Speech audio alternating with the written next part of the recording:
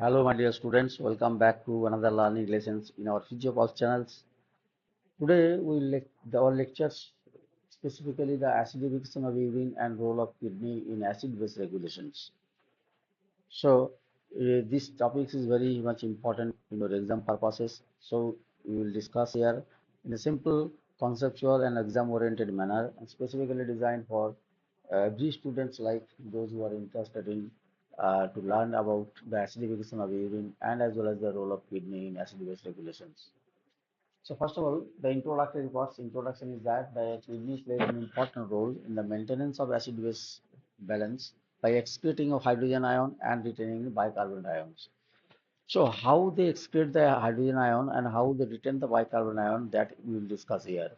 Normally, we know the urine is acidic in pH 4.5 to 6. So below 7, which is acidic in nature, so this is in between 4.5 to 6. Metabolic activities in the body produces a large quantity of acids and which threaten to push the body towards the acidosis. So however, kidney prevents in two ways this process. Number one, the reabsorption of bicarbonate ions, that is H plus HCO3 minus ion, and number two, secretion of hydrogen ion, H plus ion. So first of all, reabsorption of the bicarbonate ions. Actually, 4,320 milliequivalent of HCO3 minus ion is filtered by glomeruli every day, and it is called the filtered load of HCO3 minus ion. So excretion of this much HCO3 in urine will affect the acid-base balance of the body fluids. So HCO3 minus ion must be taken back from the renal tubule by the reabsorption. Secondly, the secretion of hydrogen ions, because of that reabsorption of filtered HCO3 minus occurs by the secretion of H plus in the renal tubules. So about 4,380 milliequivalent of H plus appears every day in the renal tubule using the filtration and secretion. So not all the H plus ion are excreted into the urine. So therefore, 4,000 out of 4,380, there are only 4,280 to 4,330 milliequivalent H plus is utilized. So therefore, the rest amount is, the remaining amount is 50 to 100 ml milliequivalent is excreted. So it results in the acidification of urine. So it is clear that this amount, 50 to 100 milliequivalent is excreted. Now, removal of hydrogen ions and the acidification of urine, how it is happened. Because the role of kidney is preventing metabolic acidosis, kidney plays an important role in preventing this acidosis by excreting H plus ion. This excretion mechanism is happened in the three consecutive mechanism, that is the bicarbonate mechanism, second is the phosphate mechanism, number three is the ammonia mechanism. So in these three mechanisms we will discuss elaborately here. First of all, bicarbonate mechanism.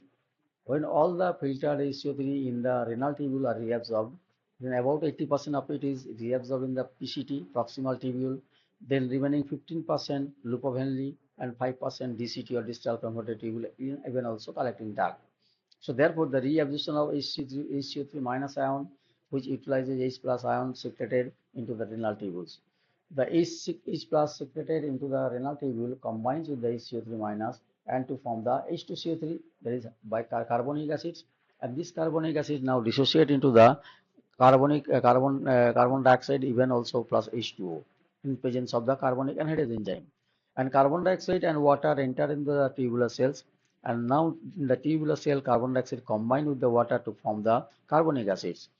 It is immediately dissociated to form the H plus and HCO3 minus, and HCO3 minus in the tubular cell enter into the interstitium, and simultaneously sodium is reabsorbed from the renal tubule under the influence of aldosterone.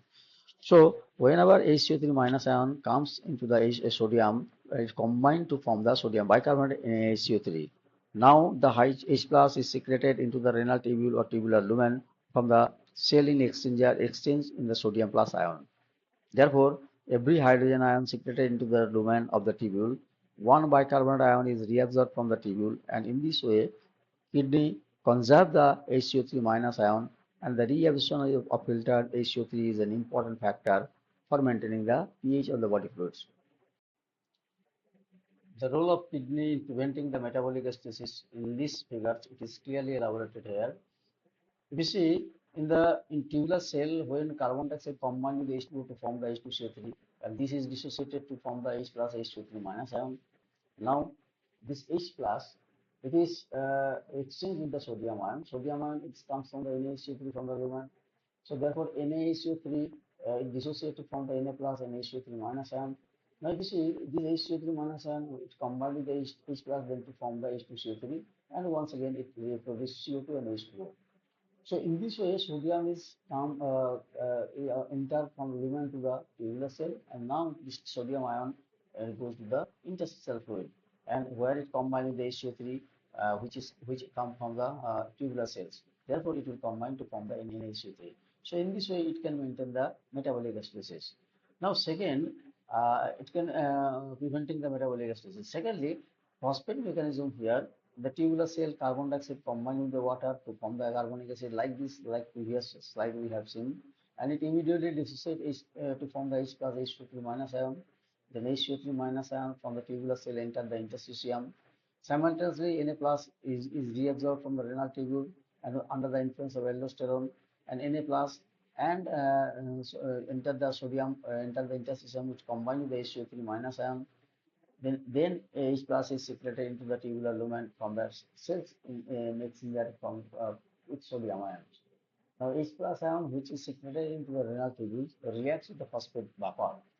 Then it combines with the sodium hydrogen phosphate NaHPO4 and now to form the sodium dihydrogen phosphate Na2HPO4. Sodium first of all first reaction is sodium hydrogen phosphate, then it will to form the sodium dihydrogen phosphates. Now, if you see the figure, it is clearly shown here. This is the figure. What happened? The carbon dioxide combined with H2O to form the H2CO3, like the previous slide, and it will dissociate H plus H2O3 minus ion. Now, H plus is enter into the lumen, and where it combined from disodium hydrogen phosphate, it dissociates from the NaHPO4, and which will combine with H plus to form the dihydrogen sodium phosphate.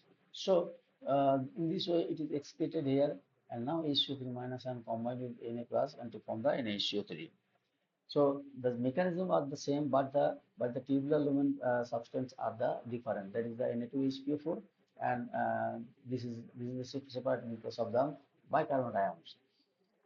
Now another third mechanism, if we have to clarify, then if you see here, the carbon dioxide combined with the H2O to form the H2CO3, and here this H2CO3 it will dissociate to form the H plus and NaHCO3 minus ion. Now here it is the important thing, glutamic acid is an amino acid, so it will produce the NH3 ammonia, and it will combine with the H plus ion to form the ammonium. Therefore, this NH4 plus is excreted and HCO3 minus ion will combine again sodium from the tubular lumen and it will form the NaHCO3. So whole mechanism processed in the interstitial fluid are the same NaHCO3. So this is the excretion of the hydrogen ion in the combination with the ammonia. So ammonia mechanism it is also we are explaining here. But here the one important thing in the tubular epithelial cells ammonia is formed when the amino acid glutamine is converted to glutamic acid in the presence of glutaminase enzyme. So ammonia is also formed by the deamination of some amino acids in such glycine or alanine. So in this way, you can say the kidney maintain the acid-base regulations. Now, metabolic acidosis occurs when the kidney fails to excrete the metabolic acids, and metabolic alkalosis occurs when kidney excretes the large quantity of hydrogen ions. So I think we have covered in the acid-base regulation full chapters. Specifically, we are highlighting the three important mechanisms by which hydrogen ion is excreted. Number one is the phosphate mechanism, bicarbonate mechanism. Number two, the phosphate mechanism, and number three, ammonia production and its regulations.